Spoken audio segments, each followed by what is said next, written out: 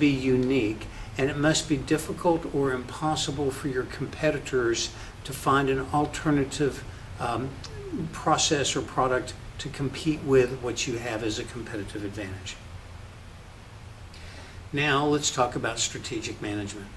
Strategic management is critical to your business, and it involves you developing a game plan for the implementation of the goals and objectives that you've set as you've decided how and what kind of business you're going to go into.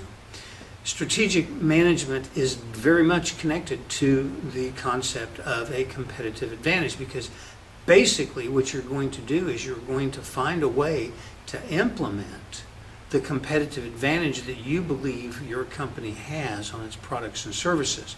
And so the strategic plan is how you implement the processes and steps of leveraging this competitive advantage that you have. An example of a well-executed strategic plan is Whole Foods. Whole Foods has one of the most powerful brands in modern corporate America and in the consumer marketplace, because they've done an incredibly good job of positioning themselves as the healthy alternative to virtually every other grocery option that you have. Whole Foods also has a mission and a vision statement that basically says they're going to be the place where you can go to get good quality, clean, organic and or non-pesticide products and services, not services, but products, and that you can rely upon for feeding your family. They hire people that wholeheartedly embrace that mission, that love food, and when you go into a Whole Foods store, the environment and the people come together to reinforce the mission that the company is on. So Whole Foods has a very distinct position in the marketplace, and they have a competitive advantage because they've leveraged this mission and vision that the founders had. So when you build a competitive advantage, you want to consider the following aspects. If you're a small company or even a large company, it doesn't matter.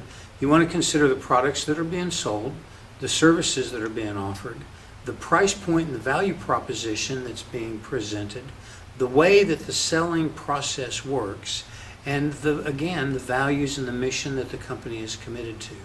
So these are the 5 aspects that you really need to thoroughly consider when you're looking at your competitive advantage and how you're going to position it, as well as when you analyze the competition that you have.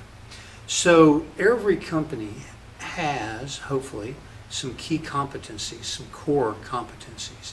These are the unique capabilities that you have in areas such as quality and team building and flexibility and the responsiveness that your company has to the market conditions.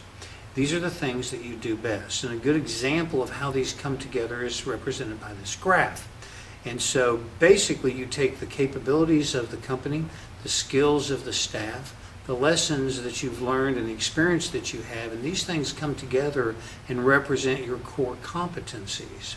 And they provide you with a sustainable competitive advantage. A competitive advantage isn't really any good, at least not much good, if it's not sustainable. If you